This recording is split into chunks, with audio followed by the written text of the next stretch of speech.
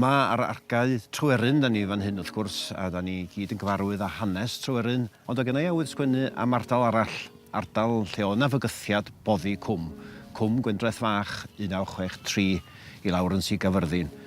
Y gwahaniaeth mawr rhwng fanno a fama ydy bod nhw wedi ennill I brwydr yn fanno. Ac mi fydd y ffermwyr, bobl leol I gyd gyda'i gilydd, fydd yna undod mawr. Mi gloio nhw I giatia, mi roddan nhw bob math o heyrn a pheirianna ar draws giatia, a honno ydy'r argau haearn sy'n gwarchod tir Cwm Gwyndraeth Fach.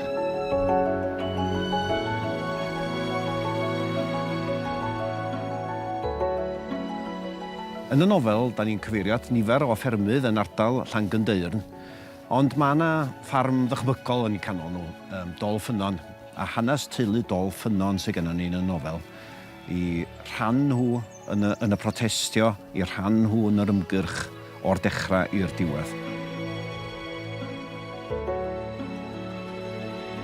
A dyna'r benbleth sy'n cerdded drwy'r cwm ar hyn o bryd. Sut mae sefyll yn erbyn swyddogion Abertawe ar gyfraith o'i plaid?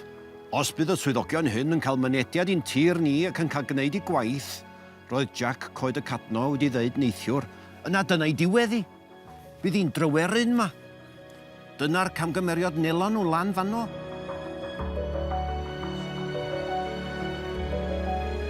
Mae'r stori fel stori di apelio at ei.